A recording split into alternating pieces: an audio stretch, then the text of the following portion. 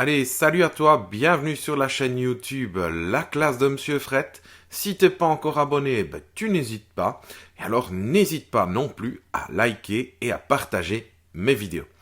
Aujourd'hui, on va travailler sur les transformations du plan. Il existe 4 transformations du plan possibles, mais j'ai décidé de te parler dans cette vidéo de la translation.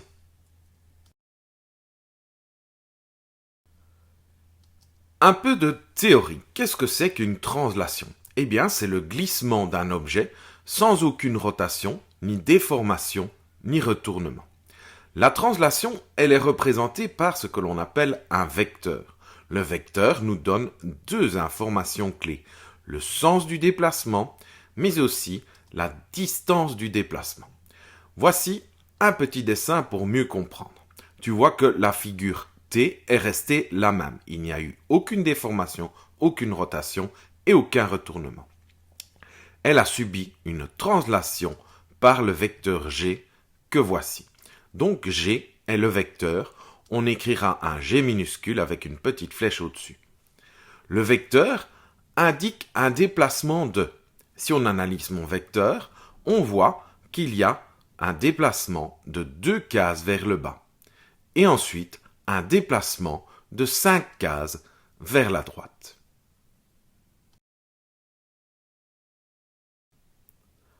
Je vais maintenant te proposer d'analyser cette transformation qu'on a vue préalablement. Tu vois que chaque point possède son image qu'on nomme prime. Ainsi, A s'appellera A', P s'appellera P', M s'appellera M'.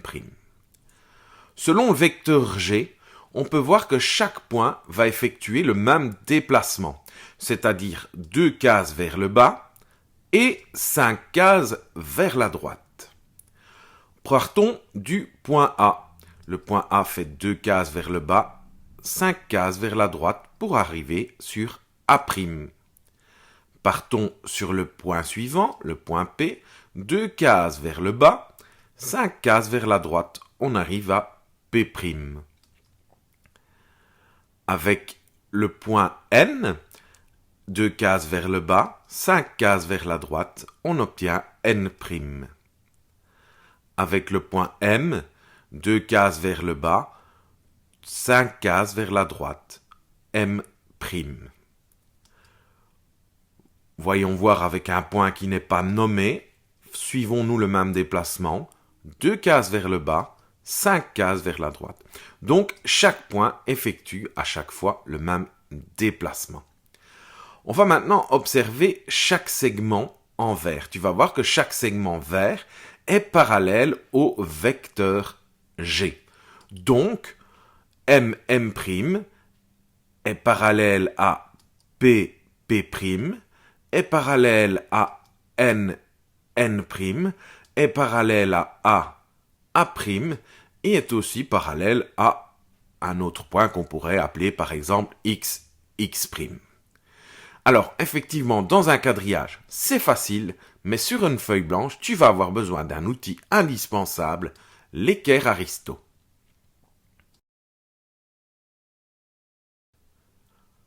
Donc, on va maintenant parler de la translation sur une feuille blanche. La démarche de construction à respecter est la suivante. 1.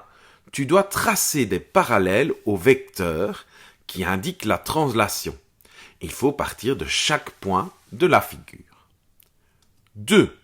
Tu vas mesurer la longueur du vecteur qui indique la translation. 3. Tu vas reporter cette mesure sur chaque parallèle à l'aide du compas ou de la latte. 4. N'oublie pas de renommer chacun des points et ensuite de les relier. Je propose maintenant de travailler sur une feuille blanche et de voir un petit peu une situation réelle. Première étape donc, j'ai un trapèze ABCD qui va devoir subir une translation de vecteur G.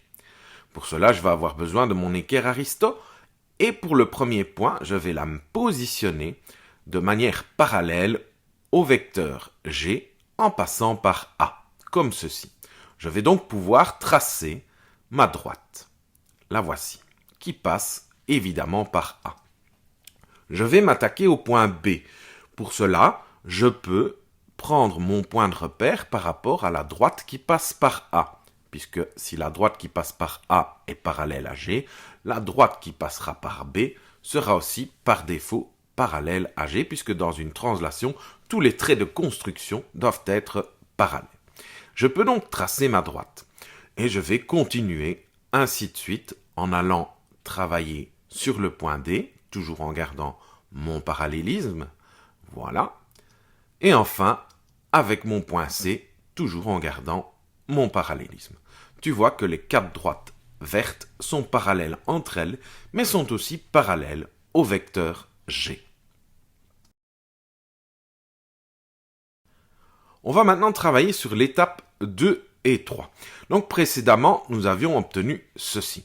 Il va falloir mesurer le vecteur G. Tu vois qu'il mesure 8 cm. Je peux prendre l'ouverture avec mon compas de 8 cm. Donc le vecteur G mesure 8 cm. Sur chacune des droites en vert, je vais devoir aller reporter 8 cm. Pour plus de précision, je vais utiliser mon compas et garder toujours la même ouverture. Je vais mettre la pointe sèche sur A et la mine va tracer le point A'.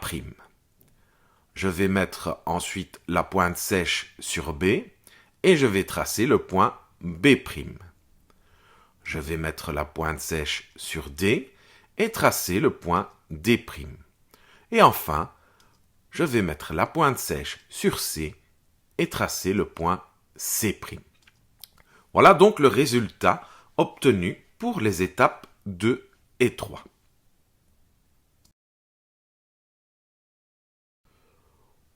Je vais donc pouvoir terminer le tracé de l'image du trapèze avec l'étape numéro 4. Donc on avait obtenu ceci.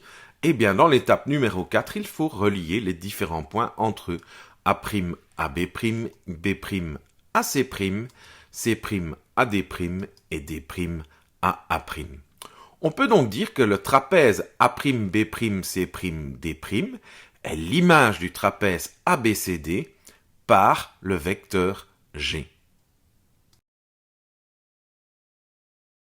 Voilà, la vidéo est à présent terminée. Je te dis un tout grand merci et à bientôt. Ciao, ciao!